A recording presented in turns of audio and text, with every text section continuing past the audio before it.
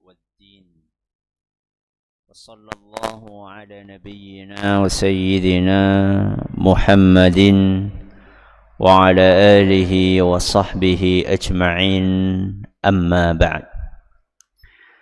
Kita panjatkan puja dan puji syukur kehadirat Allah Subhanahu wa taala.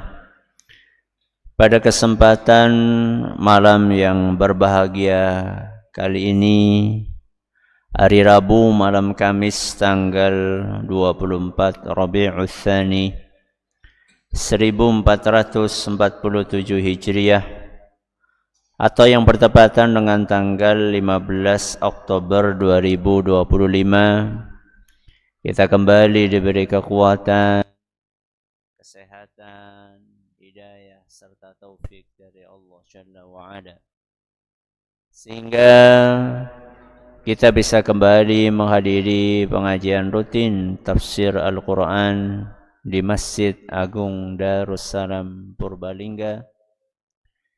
Kita berharap semoga Allah Subhanahu wa taala melimpahkan kepada kita semuanya ilmu yang bermanfaat sehingga bisa kita amalkan sebagai bekal untuk menghadap kepada Allah Jalla wa Ala. Allahumma amin. Salawat dan salam semoga senantiasa tercurahkan kepada junjungan kita Nabi Agung Muhammad sallallahu alaihi wasallam, kepada keluarganya, sahabatnya, dan umatnya yang setia mengikuti tuntunannya hingga di akhir nanti. Seperti biasanya, sebelum kita memasuki materi hari ini, akan membaca sebagian dari ayat-ayat yang termaktub di dalam surat yang mulia, surat Abasa. Semoga Allah Subhanahu wa taala memberkahi majelis kita. A'udzu billahi minasy syaithanir rajim.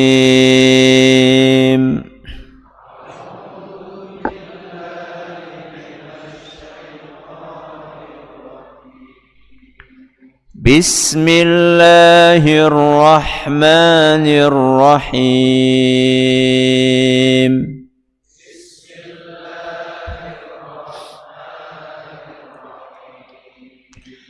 Abasa wa tawalla an ja'ahul a'ma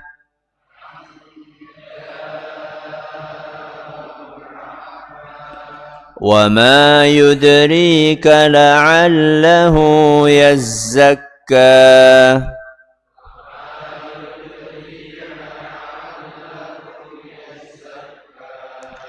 أو يذكر فتنفعه الذكرى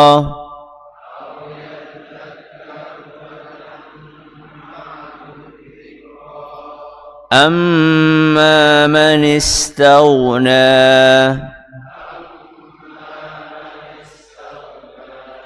فأنت له تصدى وما عليك ألا يزكى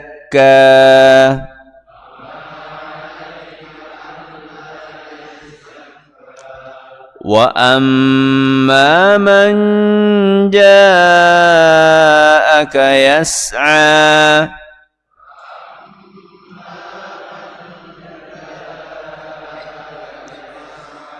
وهو يخشى فأنت عنه تلهى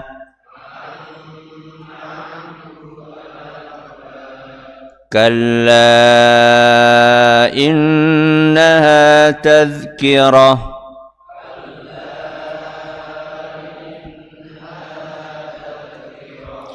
Para hadirin dan hadirat sekalian dan juga segenap pendengar serta pemirsa rahimani wa rahimakumullah. Sebelum kita memasuki materi hari ini, ada dua hal yang perlu kami sampaikan. Yang pertama, salah satu dari jamaah pengajian kita akan dioperasi bypass jantung. Ya, kita doakan semoga operasi tersebut berjalan dengan lancar dan beliau dikaruniai kesembuhan total oleh Allah Subhanahu wa taala. Beliau adalah Bapak Adi Fajar Shadiq. Bismillahirrahmanirrahim. Alhamdulillahirabbil alamin, arrahmanir rahim. Allahumma salli ala Muhammad wa ala ali Muhammad kama sallaita ala Ibrahim wa ala ali Ibrahim innaka Hamidum Majid.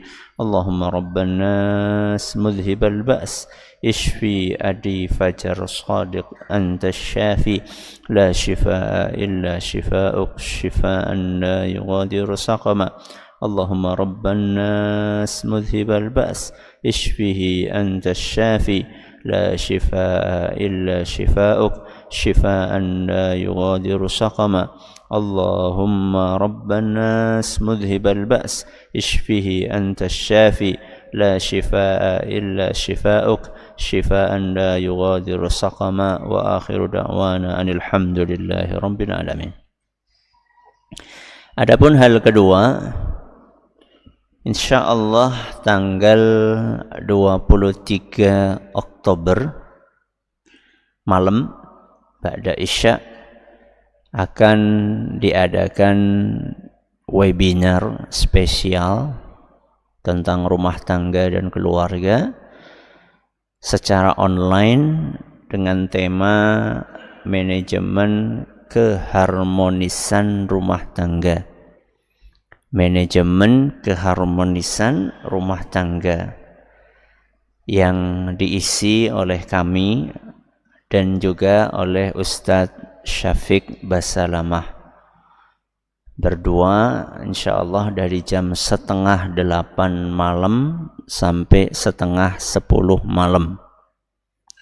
Karena ini online dan terbatas, maka yang pengen ikut silahkan bisa mendaftarkan diri.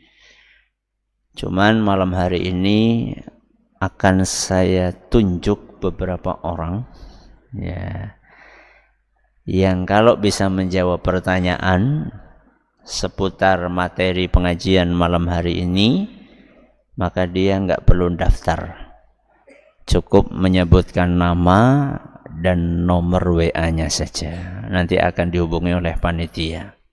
Jadi yang fokus ya beberapa orang saja, insya Allah.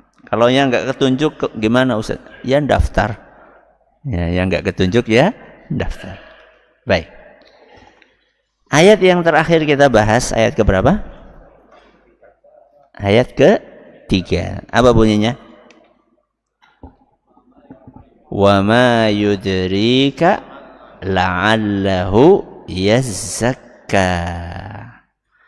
Tahukah engkau wahai Muhammad, bisa jadi orang tersebut yaitu siapa? Ibnu Ummi Maktum datang untuk membersihkan diri. Ayat yang ketiga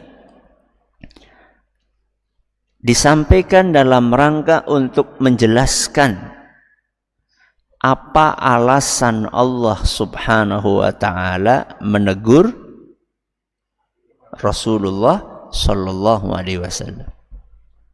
Jadi Rasulullah sallallahu alaihi wasallam sempat bersikap kurang simpatik kepada sinten? Ibnu Ummi Maktum. Sikap kurang simpatik itu adalah abasa wa tawalla, bermuka masam dan memalingkan wajahnya. Maka sikap itu ditegur oleh Allah Subhanahu wa taala.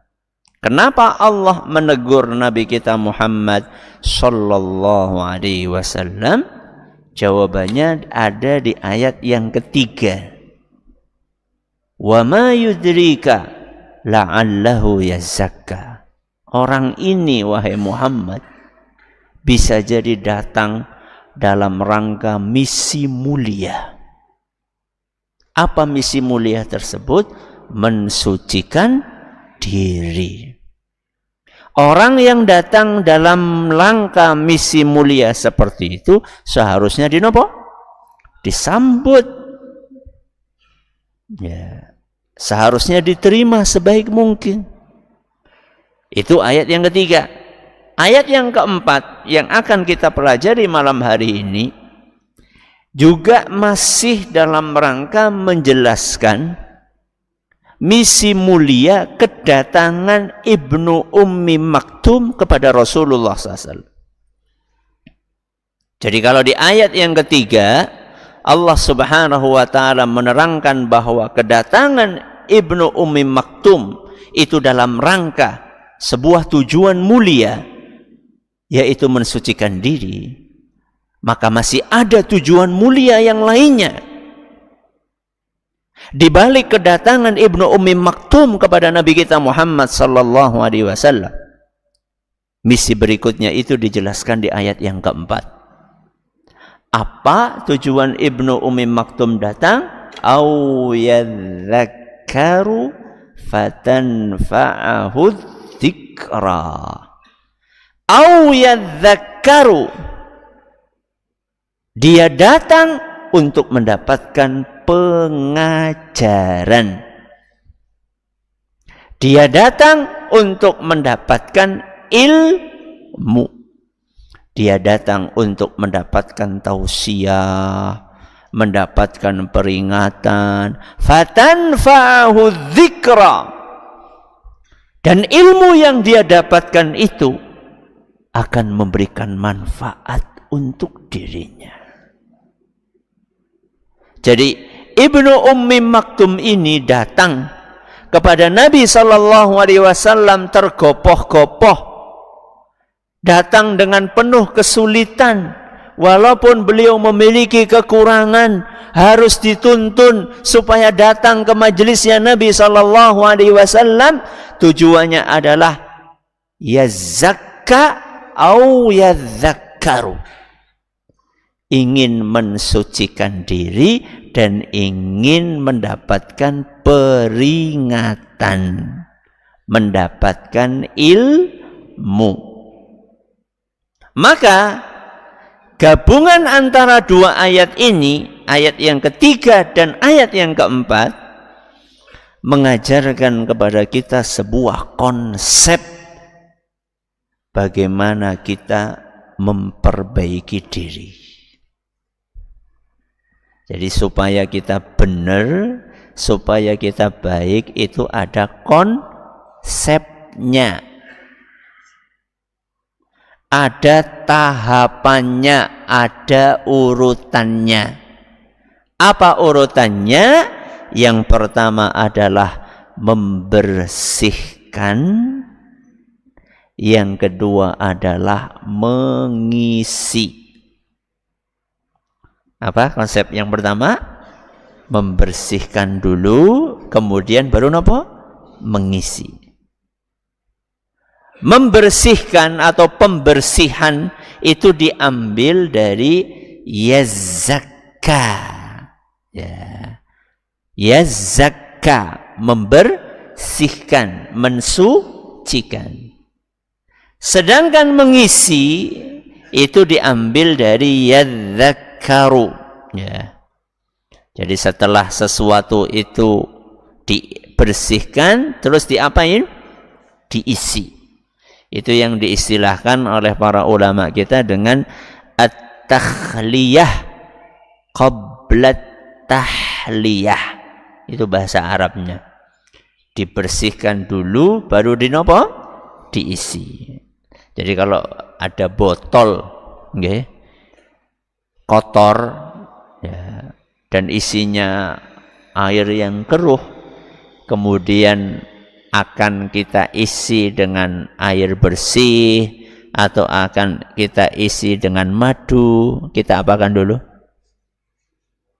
Kita apakan dulu? Dikosongkan dulu. Air yang keruh kita apain? Kita buang. Cukup? Boten. Setelah itu kita apain? Kita bersihkan, kita sabuni, ocok-ocok, kemudian kita buang. Sudah bersih atau belum? Diapain? Mampu apa ya? Ternyata masih bau nggak enak. Kita apa lagi? Kita bilas lagi, bersih sampai bersih. Ini namanya membersihkan dulu. Setelah bersih baru diapain? Baru diisi. Itulah konsep memperbaiki diri. Apa yang mesti kita bersihkan dari dalam diri kita? Kotoran. Kotoran yang harus kita keluarkan dari dalam diri kita nopo? Hah? Dosa. Apa lagi? Iri, hasad, dengki, sombong, riya. Itu harus kita bersihkan dulu. Jadi sebelum kita sibuk untuk menjalankan amal-amal soleh yang bermacam-macam itu, kita harus bersihkan dulu hati kita. Jadi jangan sampai wadahnya masih kotor diisi macam-macam. Kira-kira nanti macam-macam yang kita masukkan ke dalam wadah yang kotor itu terkontaminasi atau tidak? Ya iya. Coba jenengan bayangkan. Ada piring. Ada apa? Piring. Kecemplung nuwun sewu di comberan. Kecemplung di mana? Di comberan. Setelah itu piring itu kita keluarkan. Terus kita bikin nasi goreng. Nasi gorengnya itu ngepul, enak, langsung bruk. Dimasukkan kemana? Piring yang baru dikeluarkan dari apa? Comberan. Terus disuguhkan. Purun jenengan. Mau enggak? Kenapa? Karena mungkin di situ banyak apa nih? Banyak kumannya, banyak kotorannya. Jadi kalau kita pengen memperbaiki diri, kotoran-kotoran dan sampah-sampah yang ada di dalam hati kita itu harus kita bersihkan. Itu sebabnya kenapa kok kadang-kadang kita merasa wis ngaji tapi efeknya kurang terasa. Sudah membaca Al-Quran, sudah menghadiri apa? Pengajian, sudah mendengarkan nasihat yang disampaikan oleh para ustadz. Coba sekarang saya tanya, berapa kali kita mendengarkan khutbah Jumat? Berapa kali? Kalau pengajian kan mungkin banyak orang yang nggak hadir pengajian. Kalau khutbah Jumat kan biasanya mau nggak mau pada hadir. Berapa kali orang dengerin khutbah Jumat seumur hidup? Perubahannya mana? Mana perubahan? Wah, gue salah khotibe Ustaz, golek khutbah ora menarik. Oh, sing salah wong liya. Kenapa kita tidak introspeksi diri? Mungkin saja ilmu yang luar biasa yang disampaikan tadi itu masuknya ke dalam hati yang masih kotor. Ibarat wadah yang baru dikeluarkan dari napa wau? Dari comberan. Sehingga efek yang ditimbulkan itu tidak maksimal. Bukan kok setelah ini ya wis nek gue rosah ngaji bae, bukan.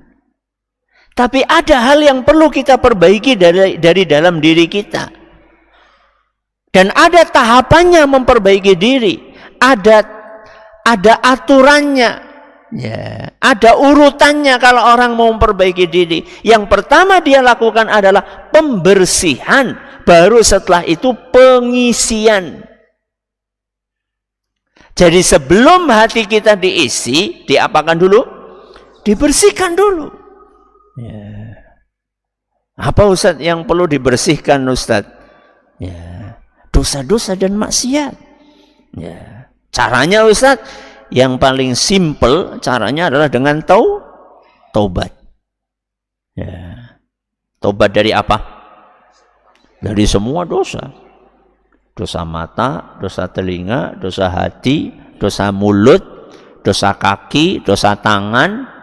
Ya, pokoknya kita berdoa kepada Allah, bertaubat kepada Allah, menyesali semua perbuatan dosa yang pernah kita lakukan. Wah, itu dahsyat itu efeknya. Ibarat wadah itu, wadahnya sudah bersih, kinclong, ya, wangi. Begitu dimasukkan ilmu, maka ilmunya bleng bleng bleng bleng bleng bleng masuk. Dahsyat itu. Ya. Itulah konsep yang pertama, yaitu membersihkan dulu. Ya, jadi harus kita bersihkan hati kita. Caranya dengan bertaubat, taubatan apa? Nasuha. Kemudian kita bersihkan terus. Kalau ada kotoran lagi, pripun? Bersihkan lagi. Kotor lagi? Bersihkan lagi. Berarti pembersihan itu adalah kerjaan seumur hidup. Jadi orang anak pre ini nggak ada pensiunnya membersihkan hati. Ya. Kotor lagi, bersihkan lagi. Kotor lagi, bersihkan lagi. Seperti baju yang kita pakai ini, begitu kotor, cuci lagi. Dipakai, kotor lagi, cuci lagi. Kena keringat, cuci lagi. Kena kotoran, cuci lagi. Memang seperti itu. Cuman kita selama ini lebih fokus kepada membersihkan apa? Baju daripada membersihkan hati. Padahal yang dilihat sama Allah apa? Hati. Innallaha la yanzuru ila suwarikum wala ila ajsadikum walakin yanzuru ila qulubikum wa a'malikum. Allah itu tidak melihat kepada bentuk lahiriah kalian, dan bukan melihat kepada tubuh kita, gede, kecil, apalagi tinggi, pendek, hitam, putih, keriting, lurus, mancung, pesek. Itu enggak dilihat sama Allah SWT. Juga tidak ngelihat bagaimana penampilan luar kita, lahiriah kita. Apakah bajunya warnanya hijau, kuning, biru, apalagi ya, hitam, merah. Ya. Walakin yanzuru ila qulubikum. Yang dilihat sama Allah adalah hati kita. Wa a'malikum, dan amal kita. Itu yang akan dilihat sama Allah Subhanahu wa ta'ala. Sehingga kita bersihkan. Setelah kita bersihkan, sesuatu yang sudah bersih itu harus diapain? Harus diisi. Harus diisi. Jangan dibiarkan kosong blong. Walaupun bersih, sesuatu yang bersih, kalau dibiarkan aja nggak diisi, lama-lama ya kotor. Ya. Kalau nggak percaya, jenengan bersihkan rumah jenengan, bersih, sih. Setelah itu ditinggal setahun. Ketika pulang, ya kotor lagi. Jadi sesuatu yang sudah bersih ini harus diisi. Ya. Diisinya dengan apa? Diisinya dengan sesuatu yang baik. Ya. Makanya diistilahkan oleh para ulama kita at-takhliyah qabla tahliyah. Tahliyah itu maknanya secara bahasa itu bukan hanya mengisi, tapi mengisi dengan sesuatu yang indah atau menghiasi. Jadi ibarat rumah itu setelah dibersihkan, dipel, terus dipasang apa? Aksesoris, ada meja, ada apa? Ada kursi, ada kipas angin, ada lampu. Pokoknya lengkap lah di situ. Ada bed, ada lemari yang indah, yang cocok. Jadi setelah ruangan itu dibersihkan secara bersih, setelah lahan itu kita bersihkan, kita siapkan, maka kita perlu menanam bibit. Bibit apa? Unggul. Gak cukup kita hanya sekedar menemukan atau nanam senandure. Jangan. Kenapa? Eman-eman. Wong lahan itu sudah kita apain? Sudah kita siapkan. Sudah kita bersihkan sebersih-bersihnya lahan tersebut. Setelah kita bersihkan, kita siapkan, baru kita tanami. Kita cari benih-benih yang unggul. Ya. Supaya apa? Supaya tumbuhnya bagus. Ya. Nah, benih unggul itulah amal soleh. Contohnya apa, Ustaz? Contohnya seperti ini, kita hadir hari ini. Dan itulah yang dilakukan oleh siapa? Yang dilakukan oleh Ibnu Ummi Maktum. Ya. Itu yang dilakukan oleh Ibnu Ummi Maktum. Datang kepada Nabi kita Muhammad sallallahu alaihi wasallam. Untuk apa? Untuk mendapatkan isi dari beliau sallallahu alaihi wasallam. Berarti jenengan hari ini datang untuk apa? Ngisi. Ngisi apa? Ngisi hati. Dengan apa? Dengan ilmu. Ilmu yang bermanfaat. Nanti kita akan jelaskan. Au yadzakaru fatan fa'ahu dzikra. Jadi kita isi. Ya, kita isi. Oke. Jadi konsep memperbaiki diri adalah dengan apa? Membersihkan, kemudian mengisi. Kemudian di dalam ayat ini Allah Subhanahu wa taala melanjutkan firman-Nya, au yadzakaru, terus napa? Fatan fa'ahu dzikra. Perhatikan baik-baik, ada kalimat fatan fa'ahu. Dan peringatan itu bermanfaat untuknya. Berarti misi kita belajar adalah untuk mendapatkan ilmu yang bermanfaat. Yang harus kita cari setiap hari adalah ilmu yang bermanfaat. Makanya setiap pagi doa kita apa? Allahumma inni as'aluka ilman nafi'an wa rizqan tayyiban wa amalan mutaqabbala. Salah satu nasihat yang disampaikan oleh Asy-Syaikh Abdul Razzaq Al-Badr hafizahullahu taala adalah setiap hari seharusnya kita berpikir, hari ini saya dapat ilmu yang bermanfaat atau tidak. Setiap hari. Kenapa, Ustaz? Karena setiap hari kita berdoa minta itu kepada Allah. Setiap pagi kita minta kepada Allah. Allahumma inni as'aluka ilman nafi'an. Ya Allah, sesungguhnya aku memohon kepadamu ilmu yang bermanfaat. Setiap pagi kita berdoa. Pertanyaannya, sore harinya, malam harinya, selama satu hari full ini, kita dapat ilmu yang bermanfaat atau tidak?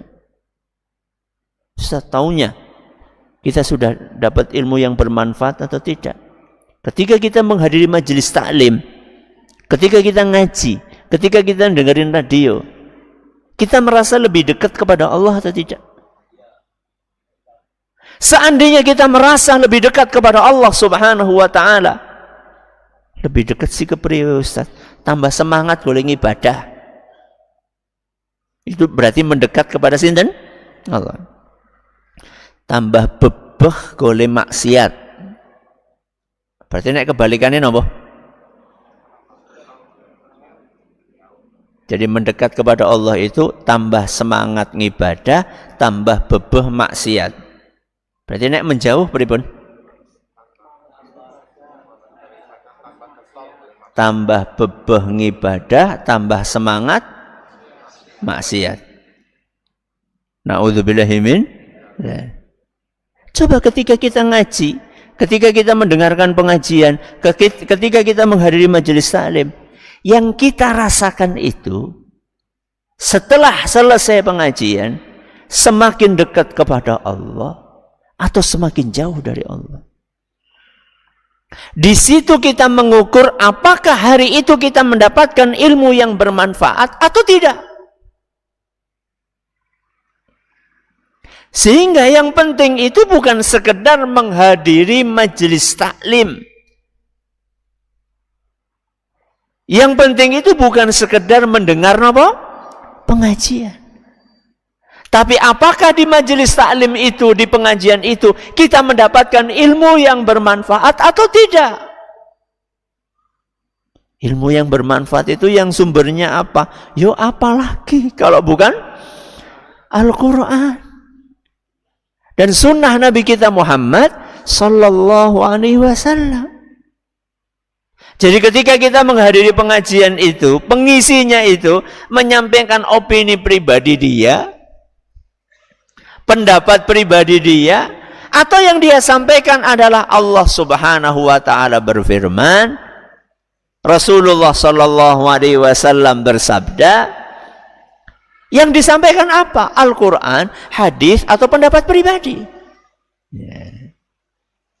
Sehingga jangan kemudian, apa-apa Quran, apa-apa hadis.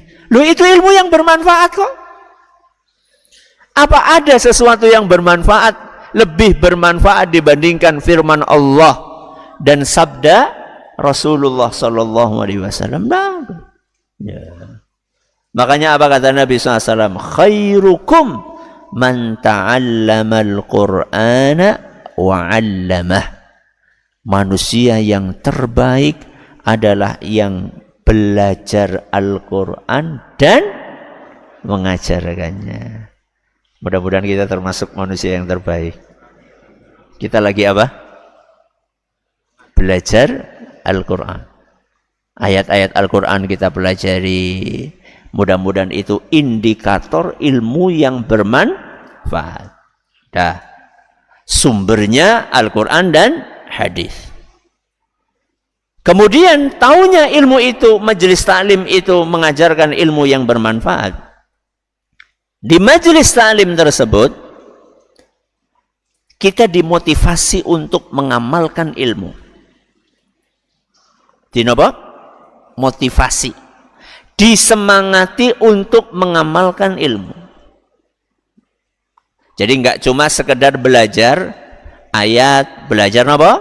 Hadis, tapi juga sering dimotivasi untuk mengamalkan ayat dan hadis tersebut. Ya.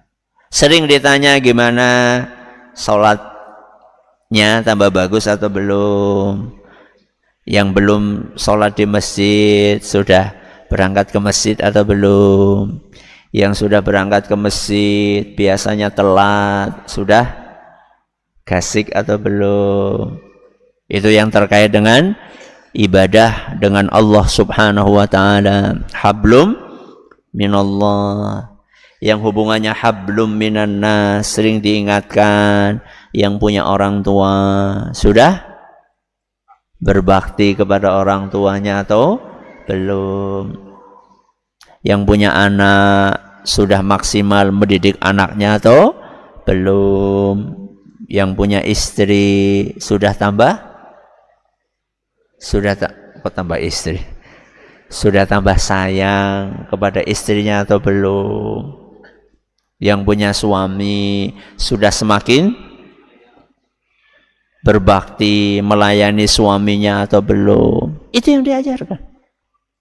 Jadi kalau misalnya jenengan hadir ke majelis taklim, kok setiap hadir yang diingatkan gimana, sudah ada perbaikan atau belum, sudah ada perkembangan atau belum, sudah ada peningkatan keimanan atau belum? Kalau itu yang selalu diingatkan, maka insya Allah itu adalah tanda bahwa majelis taklim itu adalah majelis taklim yang mengajarkan ilmu yang bermanfaat. Lah kalau yang enggak bermanfaat apa Ustaz? Yang enggak bermanfaat itu kalau kita hadir di sebuah majelis taklim, isinya cuma debat, isinya cuma menjelek-jelekkan, tidak ada unsur, tidak ada ajakan untuk memperbaiki diri. Biasanya majelis taklim yang seperti itu membuat hati menjadi nopo? Keras. Harusnya hatinya nopo? Lembut. Harusnya hatinya lunak. Begitu keluar dari majelis taklim, gawane apa? Kesuh, panas, sebel. Ini bukan majelis taklim. Jangan lupa untuk subscribe dan share bila kajian ini dirasa bermanfaat.